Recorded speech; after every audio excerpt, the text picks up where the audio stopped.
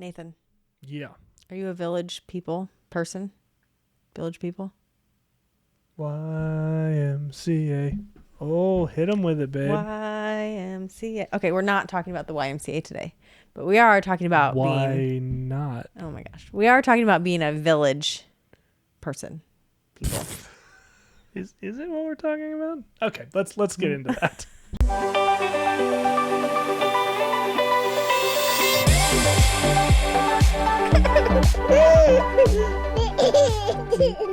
Before we jump into today's episode, we just wanted to share a few things with you. First, we'd like you to like this episode and then subscribe to our podcast. If you're doing that on YouTube, also hit the bell notification so that you know when we post anything new.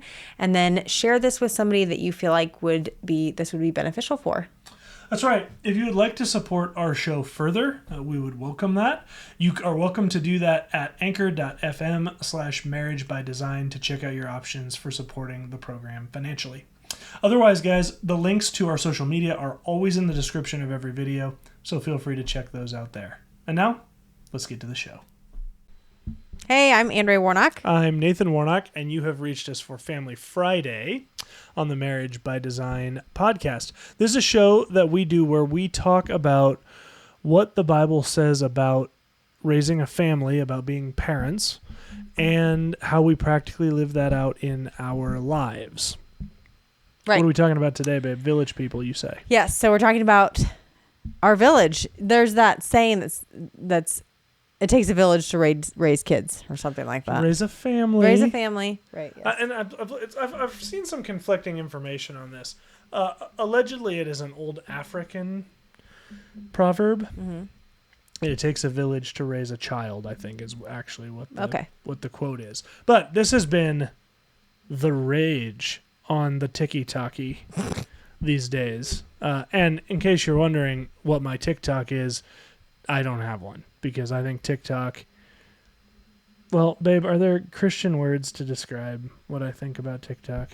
Not probably. No, there's really not.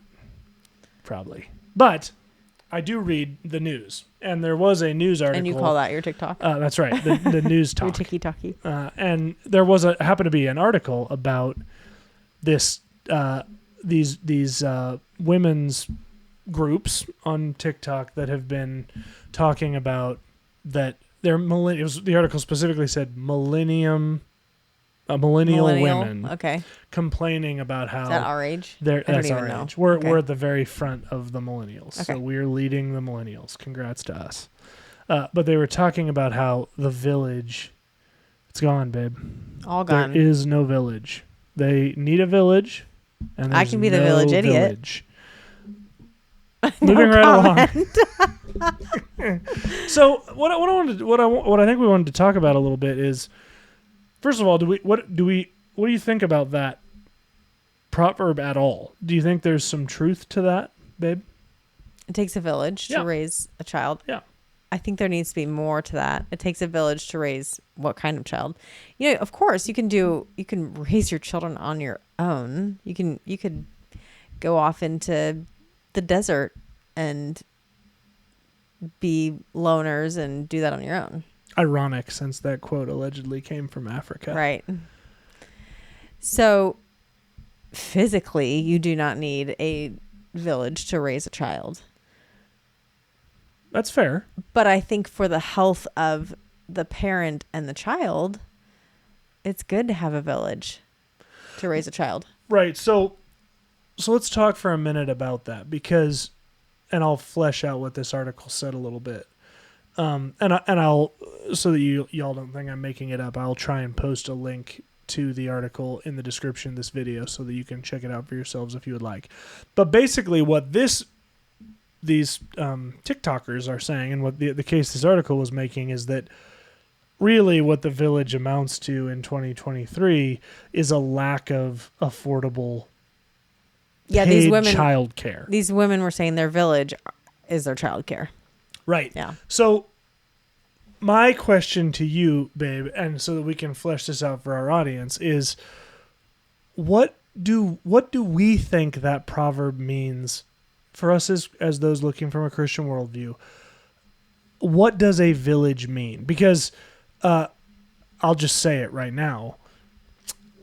What I sort of felt like from this article those TikTokers meant is it takes lots of servants to raise my child.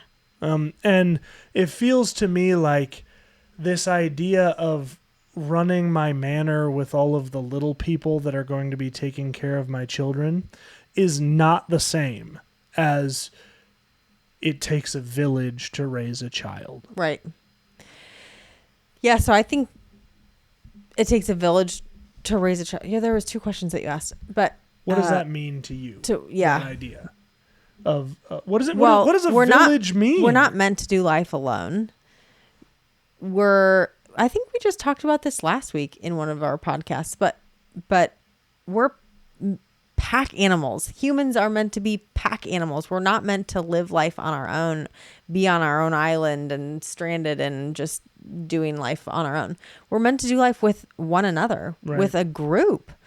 And so I believe to raise children well, you have to be surrounded with family and friends. If you don't have family, then fine. But close group of people who have your same idea of life, and for us who have our same belief systems. Not that we don't have friends beyond that, of course we do, but our close group, they do life a lot of the same way that we do, and they believe a lot of the same things we do, and we spend a lot of our lives together. And it's our kids are spending time together, and our kids are learning from them.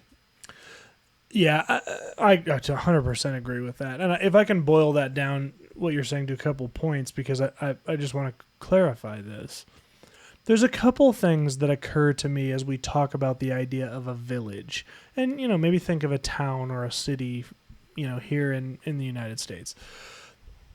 The first couple that jump to mind are, a village is a place you choose to be. Mm-hmm. Right? We didn't just go, yes, we were born in the city in which we live. You get to choose. We never left, but we certainly could. Right. And have on a number of occasions over the course of our lives talked about, right, maybe we ought to move to Texas or move to somewhere warmer. Yes, somewhere warmer. But the point is, the village is somewhere you choose to be. Okay, yep. So, meaning you choose the people you're surrounded with. That means that you as a parent have a vested interest in making sure you know the village that's around, right? This disqualifies people you pay organizationally to be around your children. Now, those people may end up, all of us have a teacher that we had in school who really made an impact on us, but I think most of us, other than those that are homeschooled, would have to be honest that was a village that found you, not you that found the village, which means it could have just as easily, and in a lot of cases is, a person that is actively a detriment to your child that you have brought into the village. Because, as this article points out, the people that work at daycare establishments, I'm generalizing, go read the article and take it up with them if you want to argue about how great your particular daycare is. But the people that work at these daycares are not, a lot of them, quality folks, because a lot of the quality folks are going to get jobs at other places that pay better, but they can't afford to pay them what they're worth because parents can't afford to pay what it would cost to have really people paid what they actually ought to be paid to do that job. And I can completely understand that. Same thing goes with a lot of school systems. So we can just lump all those together. The point is, when we talk about it taking a village, the village is the people you choose to surround your child with. Yeah. I don't think of the village as people that I'm paying to be in my village. No, that's right. They're not in your village. Right. But you're shipping your child to someone else's village to be raised in that time. Because those people probably have their own village. And that village may have a belief system that's completely different from yours, right? That's where that analogy does hold up a little bit, right? You can imagine just taking your kids from your, little town that believes a certain way and acts a certain way and sending them over to that city over there and just thinking, this will probably work out. Mm-hmm. Your village are the people. It's a place it's the people you choose to surround yourself with. The second thing about a village, towns, villages, cities are symbiotic. They're not parasitic, meaning you give yourself to your village and your village gives itself to you. And what makes the village a community is the fact that you're giving to those in your village and they're giving to you. You mentioned about our quote-unquote village, the people we hang around, and how much time we spend around them, giving to them and them giving to us. Yep. When I say, well, what I mean by that is I wish there were more people I could pay to take care of my kids and I wish it was cheaper. You're not giving anything to those people. You're taking something from those people. And don't give me I'm giving them money. Well, yeah, you are giving them money, but also you know what the number one complaint about daycares from parents' standpoint across the country is? What is it, babe? That it's so expensive. Right. So you want to actually give less to those people, but you want them to give you the same thing in return. That's not community. That's what a tick does. And I'm not saying you as a parent are a tick. I'm saying we need to start being honest about what's going on here. Because in this country in particular, we're being trained that when we talk about it needing a village, what we really mean is we need to turn our kids over to someone else to raise so that we can pursue our career, so that we can pursue our own relationships, so that we can pursue our own hobbies, and the kids will probably be fine. Because it takes a village, and there's the village over there. And meanwhile, our little children are being raised by someone that, if you're honest, you would have to say you don't know a thing about that person because you see them for 10 minutes at drop off and 10 minutes at pickup, and the other 10 or 15 people that are having a direct impact on your child's life you will talk to never. And that's not a village. Right. That's a slave, right? Now you're paying them, so an indentured servant, maybe we'll use that term. But the point is, that's not a village. And I say that seriously because ironically we talk about, we want this village in our lives, and then meanwhile the next article I read is about how people have never felt more alone than now. Right. Yeah, I think to consider your daycare as your village, you're missing the boat. And you've got to build your community as your community, right? And the people that you're choosing and that you have a lot of similarities with, people that you know and that are really pouring into you and you pouring into them, which is not a money and receive services type relationship, Right. So does that mean that Nathan hates daycares? No, yes. It does not. I understand. I mean, we had our kids in a daycare type establishment for a while. So it's not that I don't see value in those things.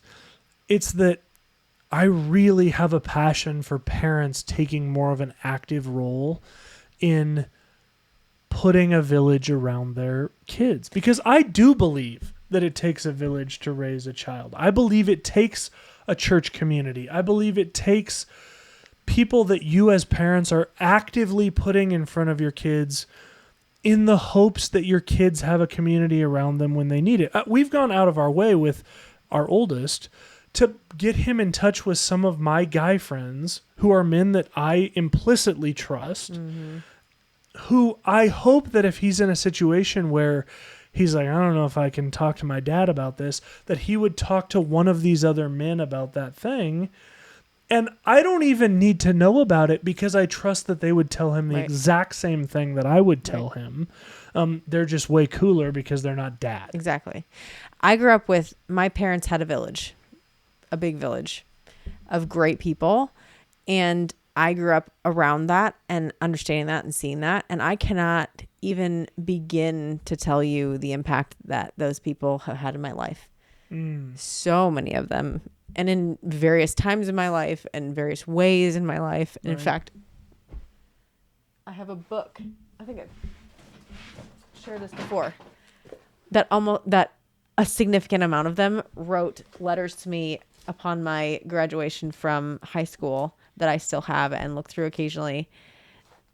And it's amazing to have your parents have that village, because it teaches you so many things. It taught me so many things. It gave me so many people to speak into my life at different times. Right. And it helped me to learn how important it is to have my own village. Right. Right. So I think the question for y'all to talk about as either as a couple with your family, or if you're single and you have kids and you're trying to figure out what does this look like, I would actually encourage you to get out a piece of paper and make a little, village house roof at the top, and then underneath just start writing the people that are in your village. And again, I'm not talking about if someone's in your village and they don't know that they're in your village, they're not. Like, and I'm not talking about using that terminology, but I'm saying if you're saying, hey, this person has an impact in my kids' lives and they don't know it, then they don't. Like, that needs to be something that, you write down these people, and those are the people if I were to go to your kids and say, hey, who are the people that are around your parents helping to raise you? They ought to be able to tell me, right? Assuming they're old enough to know, what's going on around them. They ought to be able to pick those people out because it's obvious, right? You have those people over. You have your kids in front of them. You're doing something together on a regular basis. With our village, Andrea had a brilliant idea. And again, it's based off of the people she had in her life and the example her parents set growing up of just saying, hey, every Friday, all our village is invited to come over, and we're going to either all get our own pizza and bring it over so it's not a huge expense, or we're going to do a potluck thing, or whatever we're going to do. But we're going to get our village together all under one roof, and we're going to hang out together every Friday evening. And if you can be there, great. If you can't be there, no big deal. You'll be the next time, whatever. But we're getting the village together. Kids, parents, everybody. That's how you build a village. It's intentional. We're giving both ways, and we're all making it clear to each other that we're trying to raise our families together. And yeah, we're all a little bit different, and we all have our quirks here and there. But at the end of the day, if all our kids end up looking pretty much the same as each other, I think we would all feel pretty good about that. Sure.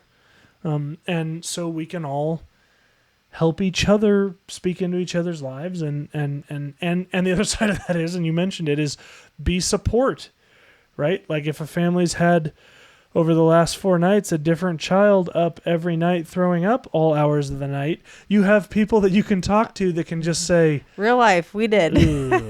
I'm here for you. Yeah, or somebody, one of our friends was dealing with tons of sickness, and another one of our friends brought soup over, and that's what that's what it's about. That's right. So that's right. So anyway, this doesn't need to be any longer episode than this, but more than anything, that article struck me, and I'd love to have your thoughts on this. Am I being too harsh on sort of paid villagers? There you go. We'll go with that. We'll go with that term. How have you found to build your village? Do you have, tips? Is your village completely born out of your church community? Have you found those folks through a school community or a mothers of preschoolers, or, how is it that you've kind of brought your village together? And if you're struggling with finding a village, spend some time talking about, how have we had a village in the past?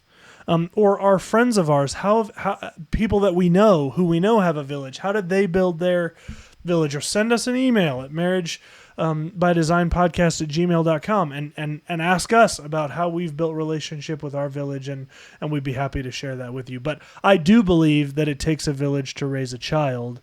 I don't believe that our school systems and our daycare centers are equipped or even really meant to be that village. Yep. but we need to raise that village and build it on our own. Great point. So, all right, guys. Hey, thanks so much for joining us for Family Friday. I always appreciate you guys taking the time out of your day. Love your comments, as always. I've been mentioning this, and I'll continue to mention it till it's a thing, but we are putting together a website that will be available shortly so that you can search through our episodes by topic or by name. If there's one that you can remember, it will have access to both audio and video, so you can look at things that way. Then once that's up and just exactly the way we want it to look, we will make that live and push it out. So until then, guys, thanks so much for joining us. Have a great weekend, and remember, God is for your family.